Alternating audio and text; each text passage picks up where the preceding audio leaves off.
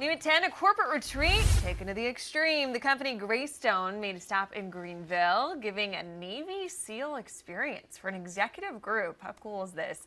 Including a helicopter ride, as you can see. The group, top donors for the organization South Carolina Quick Reaction Force. It helps Navy SEALs transition back into civilian life.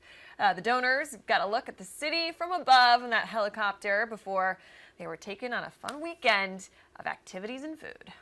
Yeah, I mean, there's really nothing as a civilian that we can do that matches the sacrifice that they make for us. So anything that we can do to help support them, as they're transitioning back into the civilian world, we're absolutely glad to do it. We recognize that it barely scratches the surface ultimately as compared to what they do for us. But yeah, we're just glad to be a part of it. And the treat lasts for 3 days. The organization says they also hope it helps raise some awareness.